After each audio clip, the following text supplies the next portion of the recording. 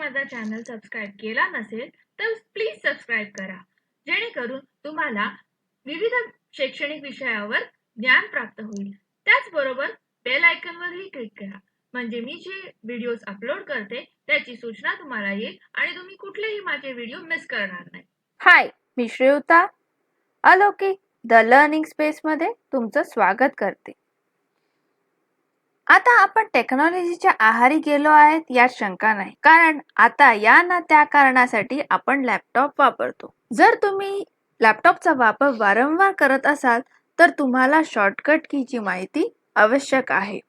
Keyword शॉर्टकटनी तुमचा बराच वेळ वाचू शकतो. असे बरेच शॉर्टकट की आहे ज्यामुळे आपण आपले डॉक्युमेंट खूप सोप्या पद्धतीने फॉर्मॅटिंग आणि एडिटिंग करू शकतो. चला मग आज आपण काही शॉर्टकट की शिकूया, ज्यामुळे तुमचे नेहमीचे काम म्हणजे सेव्हिंग, फॉर्मॅटिंग इत्यादी करायला मदत होईल. आता मायक्रोसॉफ्ट शॉर्टकट की मी 4 याच्यामध्ये विभागले आहेत. सर्वात प्रथम working with document which help to perform the general task, म्हणजे आपल्या नेहमीच्या कामासाठी जे वापरणारे शॉर्टकट की आहे ते आपण पाहणार आहोत. Next, moving around in a document, म्हणजे आपल्याला एका डॉक्युमेंटमध्ये कसे मुवमेंट करता येईल, कशा पद्धतीने आपल्याला फिरता येईल ते आपण शॉर्टकट की बघणार आहोत.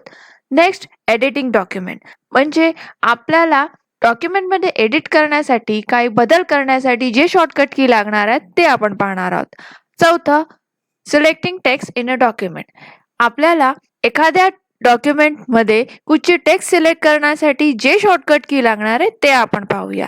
मी या व्हिडिओमध्ये माझे पहिले 2 सेगमेंट कव्हर करणार आहेत, म्हणजे working with document which help to perform the general task आणि moving around in a document.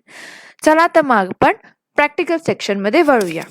तुम्हाला स्क्रीनमध्ये आपल्या पहिल्या विभागाच्या शॉर्टकट की ची लिस्ट दिसेल, म्हणजे वर्किंग विथ डॉक्युमेंट्ससाठी आपल्याला जे शॉर्टकट की लागणार आहे त्याची लिस्ट दिसते.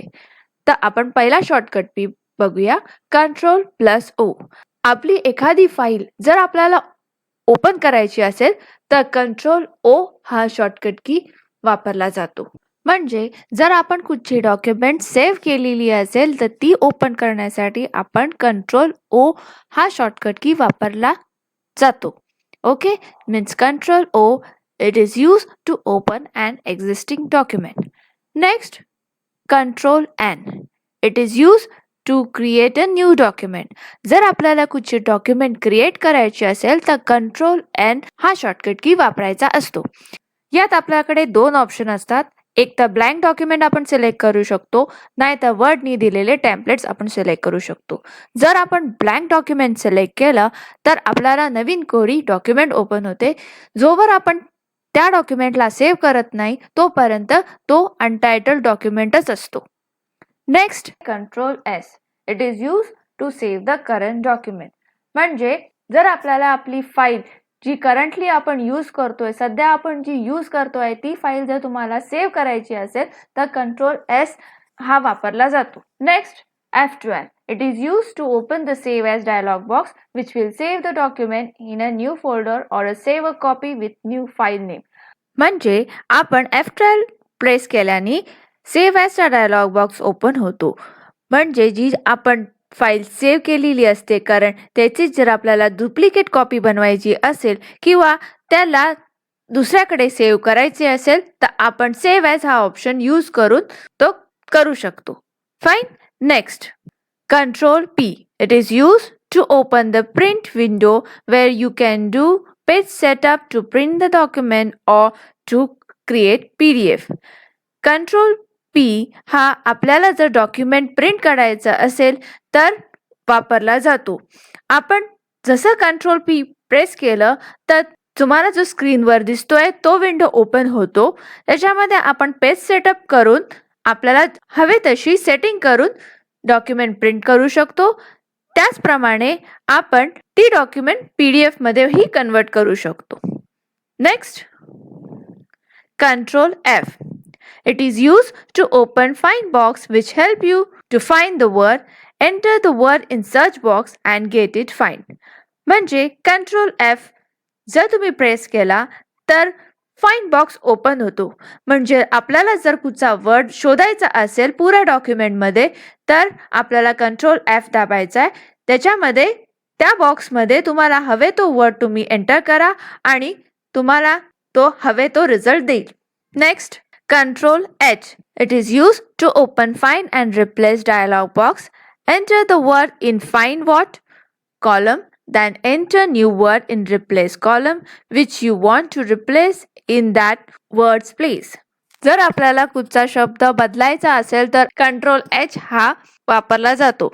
त्यात आपण कंट्रोल H जसेही आपण प्रेस करतो तर आपल्याला find and replace dialog box open होतो. त्यात पहिला ऑप्शन असतो फाइंड व्हॉट. त्याच्यामध्ये तुम्हाला ज्या शब्दाला बदलायचा आहे तो टाका. त्याच्यानंतर रिप्लेस विथ मध्ये जो तुम्हाला हवे तो वर्ड तुम्ही टाका आणि रिप्लेस बटन प्रेस करा. आता जर तुम्हाला पुऱ्या शीटमध्ये जर बदलायचं असेल तर रिप्लेस ऑल करा, नाहीतर एकाच ठिकाणी करायचं असेल तर तुम्ही फक्त रिप्लेस प्रेस करा. Okay, next, Control W. It is used to close the current document. Once you press Control W and if you haven't saved the document, then Word will ask whether you want to save it or not. म्हणजे जर तुम्हाला तो current document ज्यावर तुम्ही काम करत असेल तो क्लोज करायचा असेल तर कंट्रोल W हा प्रेस करायचा आहे. ज्यावेळी तुम्ही कंट्रोल W प्रेस कराल त्यावेळा वर्ड तुम्हाला विचारेल की तुम्हाला ती डॉक्युमेंट सेव्ह करायची आहे की नाही. जर तुम्हाला सेव्ह करायची असेल तर तुम्ही सेव्ह बटन प्रेस करा or else don't save म्हणून पुढे वळा. Okay, control Z. It is used to undo your last action. म्हणजे कंट्रोल Z आपण आपली लास्ट ॲक्शन अंडू करण्यासाठी वापरतो.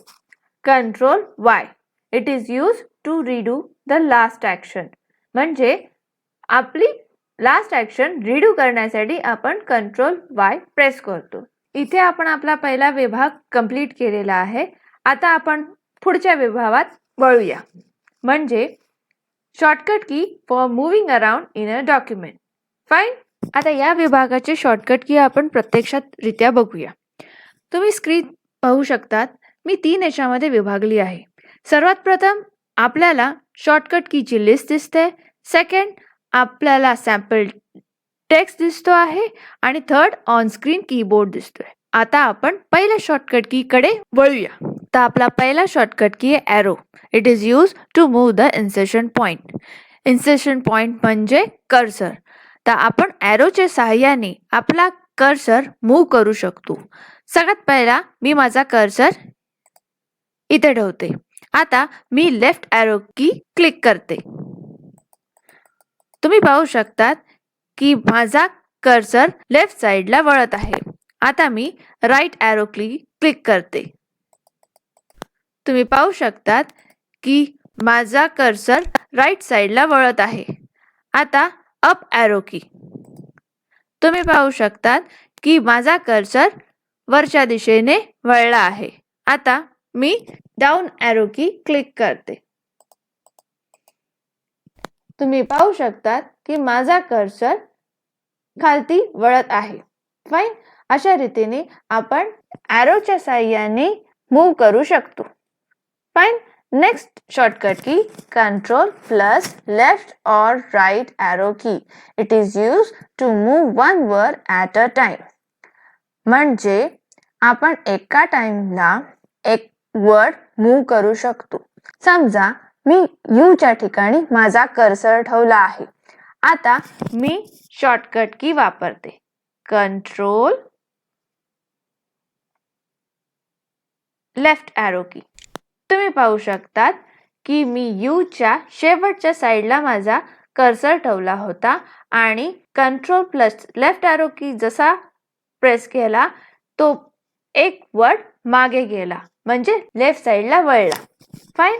आता मी कंट्रोल राईट एरो की क्लिक केला. तुम्ही पाहू शकता की माझा कर्सर एक शब्द म्हणजे यू च्या शब्दाच्या पुढे गेला. म्हणजे एक शब्द सोडून पुढच्या दिशेने गेला, राईट साइडनी वळला. Fine. Next control plus up और down arrow key. It is use to move one paragraph at a time. यासाठी मी पहिल्या पॅराग्राफमध्ये माझा कर्सर ठेवते आणि कंट्रोल डाऊन ॲरो की. तुम्ही पाहू शकता की मी जसं कंट्रोल प्लस डाऊन ॲरो की प्रेस केला, माझा कर्सर एक पॅराग्राफ खालच्या दिशेने गेला, म्हणजे माझा कर्सर सेकंड पॅराग्राफमध्ये मूव्ह झाला. फाईन. तसंच मी कंट्रोल अप ॲरो की क्लिक केलं, त्यामुळे माझा कर्सर एक पॅराग्राफ वरती मूव्ह झाला. फाईन. Next home. आता त्यासाठी मी माझा कर्सर मध्य ठिकाणी ठेवते. आता मी होम प्रेस करते.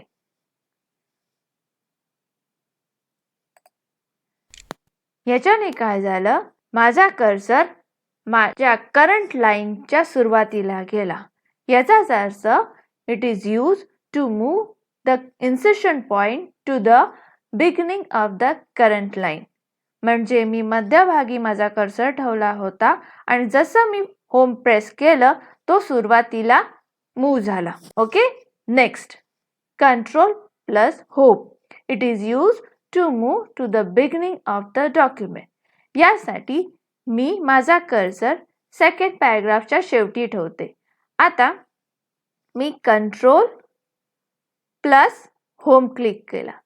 तुम्ही पाहू शकता की माझा कर्सर डॉक्युमेंटच्या सुरुवातीला मूव्ह झाला. Fine. Next end. It is use to move the insertion point to the end of the current line. मी परत माझा कर्सर मध्यभागी ठेवते. आता एंड प्रेस करते. तुम्ही पाहू शकता की माझा कर्सर त्याच करंट लाईनच्या शेवटी मूव्ह झाला. फाईन. नेक्स्ट आहे control plus end. It is use to move the insertion point to the end of the document. त्यासाठी मी माझा कर्सर फर्स्ट पॅराग्राफमध्ये ठेवते आणि कंट्रोल प्लस एन प्रेस करते. तुम्ही पाहू शकतात की माझा कर्सर डॉक्युमेंटच्या शेवटी मूव्ह झालेला आहे. फाईन. आता इथे आपला शॉर्टकट कीचा दुसरा विभाग म्हणजे शॉर्टकट की for moving around in a document हा इकडे पूर्ण झालाय. आता बाकीचे दोन विभाग म्हणजे शॉर्टकट की फॉर एडिटिंग डॉक्युमेंट आणि शॉर्टकट की फॉर सिलेक्टिंग टेक्स्ट, त्या मी माझ्या पुढच्या व्हिडिओमध्ये कव्हर करते. फाईन. तोपर्यंत तुम्ही दोन्ही विभागाचे शॉर्टकट की प्रॅक्टिस करा आणि जर तुम्हाला काही डाऊट असेल तर प्लीज कमेंट बॉक्समध्ये कळवा.